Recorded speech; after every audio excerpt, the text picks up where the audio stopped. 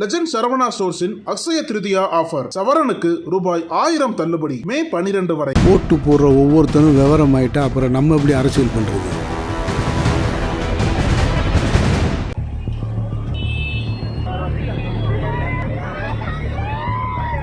பன்னி Periyasamy வகைரா versus cable Sekar வகைரா தொடரும் பழிக்கு பழி கொலைகள். சுடுகாட்டில் சாம்பலாகும் ஒரே குடும்பம். திகிலில் நடுங்கும் திருச்சி மக்கள்.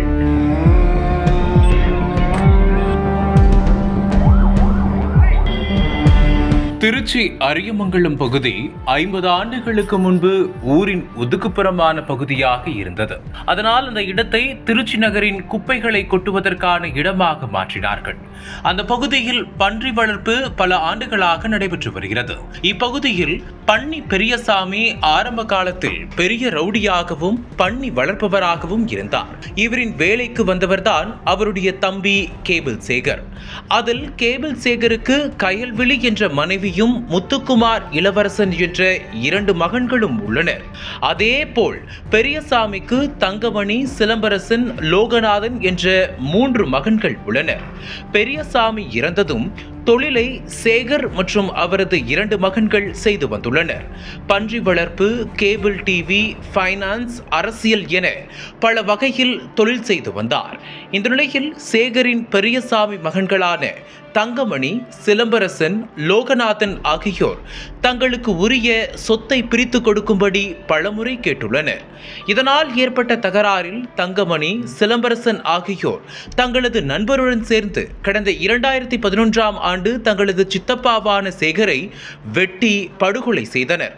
இதன் நீட்சியாக கடந்த 2021ஆம் ஆண்டு பெரியசாமியின் மகனும் ரவுடியுமான சிலம்பரசனை சேகர் தரப்பினர் அவனது வீட்டிற்கு அருகில் உள்ள காட்டுப்பகுதியில் வெட்டி படுகொலை செய்தனர்.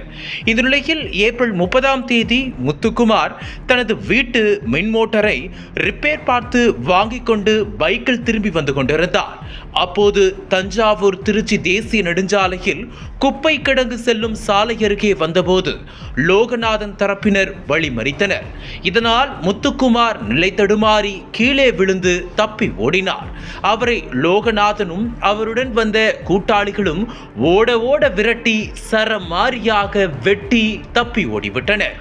இதில் படுகாயமடைந்த முத்துக்குமார் சம்பவ இடத்திலேயே இரத்த வெள்ளத்தில் பரிதாபமாக உயிரிழந்தார். தகவல் அறிந்து வந்த போலீசார் முத்துக்குமாரின் உடலை கைப்பற்றி பிரேத பரிசோதனைக்காக திருச்சி அரசு மருத்துவமனைக்கு அனுப்பி வைத்தனர்.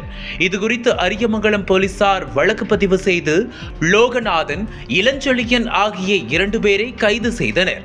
இந்த கொலையில் 2 குடும்பத்தினருக்கு நண்பராக இருந்த குட்டை பாலு என்பவர்தான் இதற்கு முன்பு சிலம்பரசனை கொலை செய்ததற்கு உடந்தையாக இருந்துள்ளார். சிலம்பரசனின் நடவடிக்கைகளை அவருடன் பழகிக்கொண்டே முத்துக்குமாருக்கு அவ்வப்போது தகவல் கூறி வந்துள்ளார். சிலம்பரசனை குறிப்பிட்ட இடத்திற்கு அழைத்து வந்து சிக்க வைத்ததும் பாலுதானாம். இதற்காக குறிப்பிட்ட தொகை தருவதாகவும் முத்துக்குமார் கூறியிருக்கிறாராம். திட்டப்படி கொலை முடிந்ததும் கூறியபடி தொகையை அவர் குட்டை பாலுவுக்கு தரவில்லையா? இதை கேட்டபோது அவரையும் முத்துக்குமார் மிரட்டியதாக கூறப்படுகிறது. இதனால் பாலு அவரிடம் இருந்து பிரிந்து சென்று விட்டார். அதன் பிறகு முத்துக்குமார் வெட்டி கொலை செய்யப்பட்ட சம்பவத்திலும் குட்டை பாலுதான் பெரியசாமி குடும்பத்தினருக்கு உதவியாக இருந்ததாக போலீசாருக்கு தகவல்கள் கிடைத்துள்ளன. இந்த சம்பவத்தில் மதுரையைச் சேர்ந்த கூலிப்படை ஈடுபட்டிருக்கலாம் எனவும் போலீசார் சந்தேகம் எழுந்தது.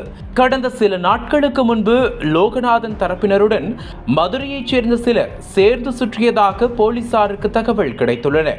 எனவே அவர்களும் இந்த கொலை சம்பவத்தில் ஈடுபட்டிருக்கலாம் என்ற கோணத்தில் தனிப்படை போலீசார் விசாரணை மேற்கொண்டனர். கொலை நடந்த இடத்தில் உள்ள கண்காணிப்பு கேமராக்களின் பதிவுகளையும் போலீசார் கைப்பற்றி விசாரணை மேற்கொண்டனர். அதில் கிடைத்த தகவலின்படி லோகநாதனின் கூட்டாளிகளான அரியமங்கலம், அம்பிகாபுரத்தைச் சேர்ந்த குமரேசன், கூல் தினேஷ், பொன்மலைப்பட்டி பகுதியைச் சேர்ந்த தங்கமணி என்கின்ற டேஞ்சர் மணி உள்ளிட்ட 3 பேரை காவல்துறையினர் கைது செய்தனர். இந்த கொலை வழக்கில் மொத்தம் 5 பேர் கைது செய்யப்பட்டு நீதிமன்ற காவலுக்கு அனுப்பி வைக்கப்பட்டுள்ளனர். கைதான லோகநாதன் போலீசில் அளித்துள்ள வாக்குமூலத்தில், எனது தந்தை பெரியசாமி பன்றி வளர்த்து அதன் மூலம் வருமானம் ஈட்டி வந்தார். பின்னர் தொழில் முழுவதும் எனது சித்தப்பா கேபிள் சேகர் கைக்கு சென்றது. அவர் அந்த வருமானத்தை தனது மனைவி குழந்தைகளுக்கு செலவழித்து வசதியாக வாழ்ந்து வந்தார். நாங்கள் ஏழ்மையில் தடுமாறினோம். எங்கள் அண்ணனுடன் சென்று சொத்தை பிரித்து தருமாறு கேட்டோம். அதற்கு கேபிள் சேகர் ஒத்துக்கொள்ளவில்லை. இதனால் அவரை கொலை செய்தோம். இந்த முன்விரோதத்தில் எனது அண்ணன் சிலம்பரசனை முத்துக்குமார் கொலை செய்தார். இதனால் முத்துக்குமாரை தீர்த்து கட்ட தக்க தருணம் பார்த்து காத்திருந்தோம். திட்டமிட்டபடி நண்பர்கள் 5 பேருடன் சேர்த்து அவரை தீர்த்து கட்டினோம் என்று தெரிவித்துள்ளார். தொடர் கொலைகளுக்கு முற்றுப்புள்ளி வைக்கப்படுமா? தமிழகத்தின் அரசியல் புலனாய்வு வரலாறு நக்கீரன் பப்ளிகேஷன்ஸ். இந்த கோடை விடுமுறையை புத்தகங்களுடன் கொண்டாடுங்கள்.